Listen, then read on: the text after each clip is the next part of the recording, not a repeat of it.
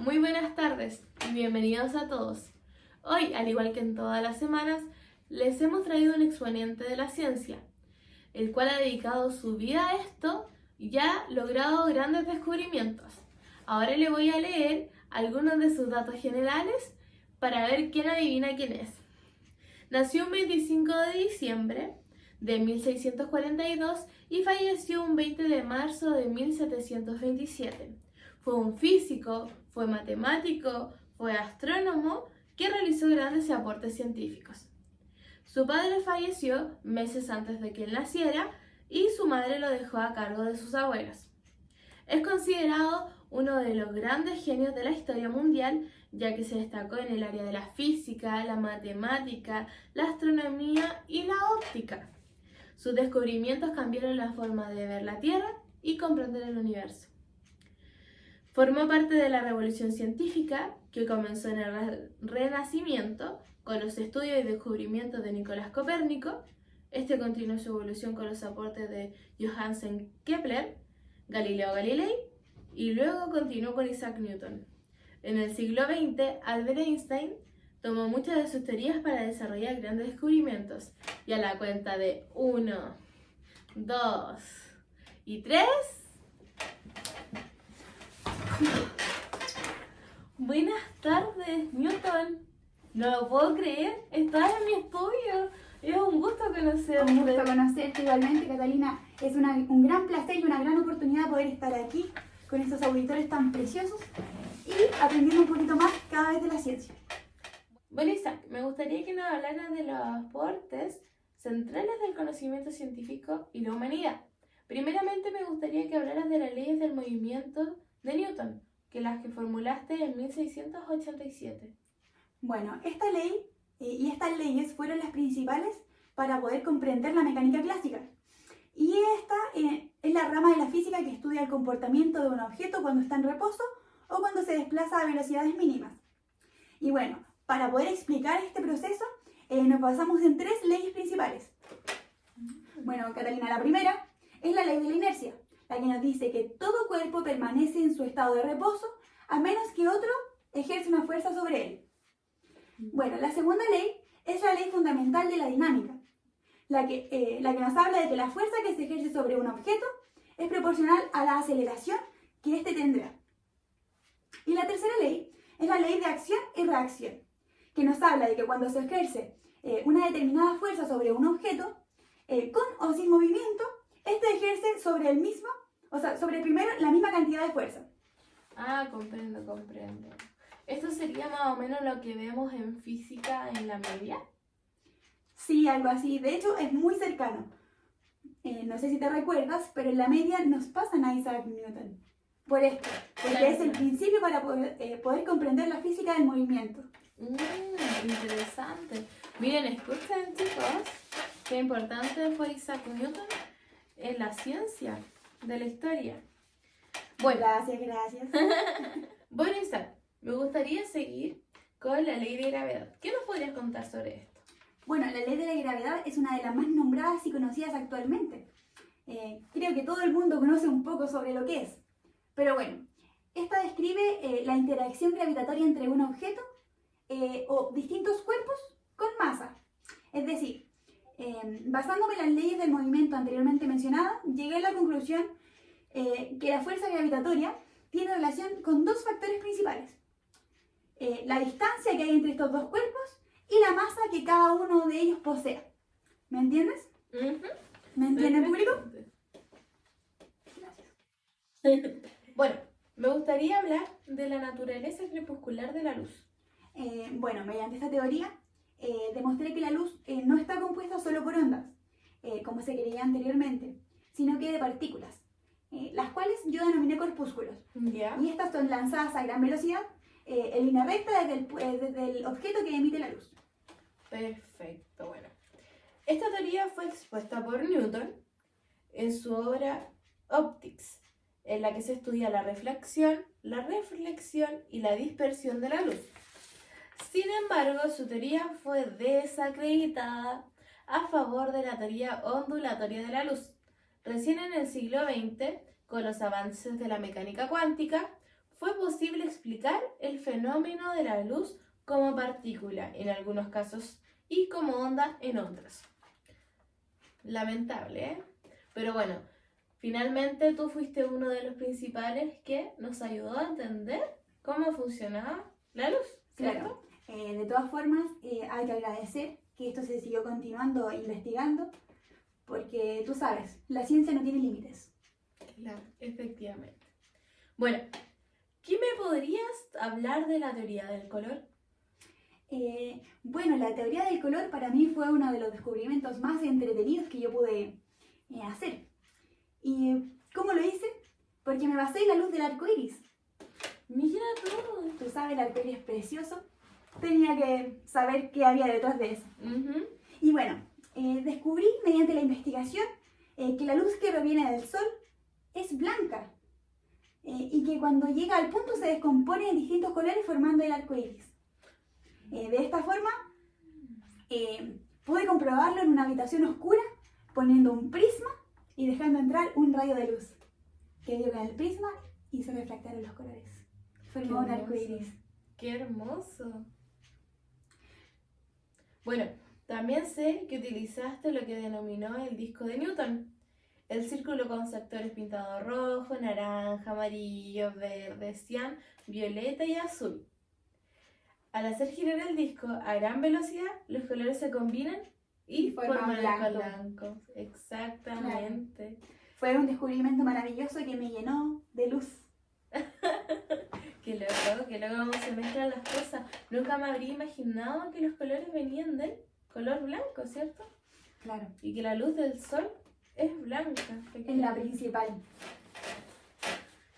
Bueno, Isaac, para seguir me gustaría hablar del telescopio newtoniano. Bueno, yo en el año que presenté este telescopio fue en 1668. Y este telescopio no era uno normal, era mi nuevo invento que tenía espejos cóncavos y convexos. Primero uno cóncavo y luego uno convexo. Y esto, a diferencia del telescopio anterior que se utilizaba prismas y lentes para ampliar la imagen, este nos evita la aberración cromática, que es la distorsión de la imagen, y nos permite ver mayores distancias y con mayor claridad. Eso se acercaría más a los telescopios que estamos usando actualmente, ¿no? Claro, actualmente se usan estos telescopios newtonianos y unos más avanzados obviamente, pero esta fue la base para llegar a los grandes telescopios que tenemos en la actualidad. Claro, debido a su mecanismo interior. Para seguir, me gustaría que me hablaras de cómo tú descubriste la forma de la Tierra. Bueno, basándome en que la Tierra gira sobre su propio eje y utilizando la ley de la gravedad y un poco de matemática también, me dispuse a medir distintos puntos de la Tierra con su centro. ¿Ya? Y llegando a una conclusión muy importante, es que estas medidas diferían, eran distintas. Es decir, el diámetro del ecuador es distinto al diámetro que hay entre polo y polo. Por esta forma, cuando empecé a armar mi prototipo, llegué a una conclusión de que la Tierra era ovalada, no era redonda como se creía antes. Me imagino que ese descubrimiento ha servido un montón ahora para los vuelos, para las embarcaciones, bueno, para que todo lo que da vuelta al mundo, ¿cierto? Claro, y no solo eso, sino que también las teorías nuevas de los nuevos científicos, los nuevos trabajadores que se esfuerzan día a día por conocer un poco más o lo que hay más allá de las cosas. Este fue un aporte, no es por exagerar ni presumir, pero fue un gran aporte para la ciencia. Sin embargo, ha sido impresionante, no tengas duda de eso. Bueno, también me gustaría hablar sobre la velocidad del sonido. ¿Cómo tú llegaste a estas conclusiones de la velocidad del sonido? Bueno, tras mucho tiempo de estudios, mucho cansancio, muchos experimentos, muchos fallos y errores, llegué a la conclusión de que la velocidad del sonido no depende de la intensidad o de la frecuencia, sino de las propiedades físicas del fluido por donde el sonido se moviliza, se desplaza. Es decir, si nosotros tomamos un diapasón, que es un objeto que es como en forma de I, ¿Ya? y le golpeamos la punta, y este diapasón es metálico, el sonido se hace más intenso, se hace chillón al final, ¿Ya? No como cuando lo hacemos en un objeto de madera. Es un sonido más seco, es un sonido que es más corto y menos intenso. Ujú. Es por esto que las propiedades físicas del fluido por donde se desplaza son las más importantes y no su velocidad. Claro, comprendo totalmente, totalmente. Bueno, también me gustaría ya para ir terminando casi, ¿cierto? Que me hablaras de la ley de la convección térmica. ¿Qué me podrías decir de ella? Bueno, esta ley nos plantea que la pérdida de calor es proporcional a la diferencia entre la temperatura de este objeto y su alrededor. Por ejemplo, si yo meto la mano a un cubo con hielo, ¿Ya? la mano se me va a enfriar proporcionalmente a lo que hay en el entorno, que es cubo con hielo. Si hay mucho, la mano se me va a enfriar muy rápido. Si la saco y la pongo cerca del calor, ¿qué va a pasar? Que si hay poco calor, la mano se va a demorar en calentar nuevamente. Claro. Pero si el calor es abundante, dependiendo del entorno, como me refiero, si hay más calor en el entorno, la mano se enfría, o sea, se calienta más rápido. Claro, claro. O sea, todo depende del entorno en el Claro. cual se encuentra el Es objeto. proporcional. Lo que experimenta el cuerpo, la pérdida de calor, es proporcional a lo que ocurre en el entorno.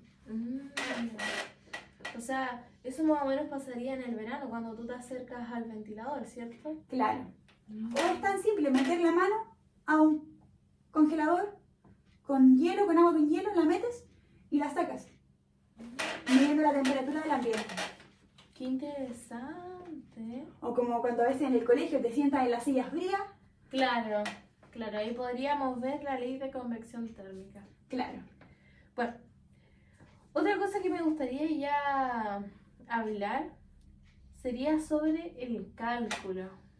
Bueno, llamé a este cálculo fluxiones, que es lo que hoy ustedes denominan las derivadas, que para los estudiantes de ingeniería, de todas las ingenierías en realidad es terrible.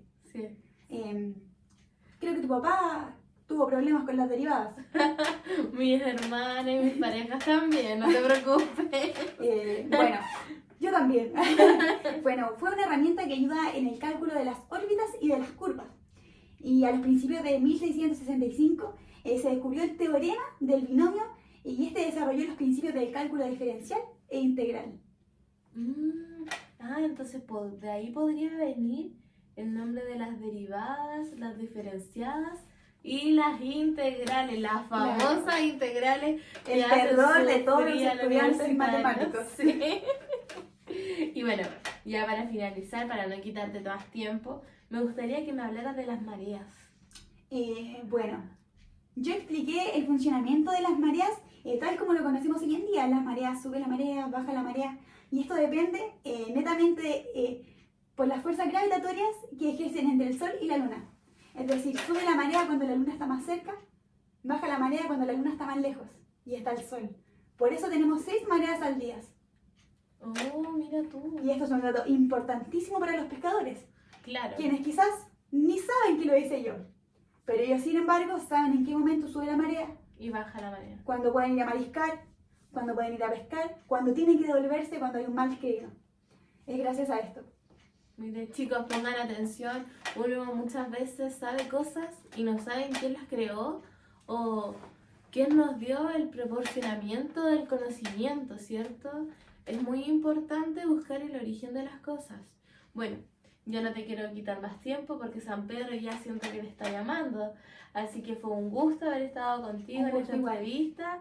Que te vaya bien. Cuídate, muchas gracias por tus experimentos y tus descubrimientos. Que te vaya muy bien. Muchas gracias a ti por darle a la gente a conocer, la oportunidad de conocer esto que quizás para muy poco no es interesante, pero siempre hay algo que te va a llamar la atención, que te va a hacer ser una persona más con más conocimientos, que esté dispuesta.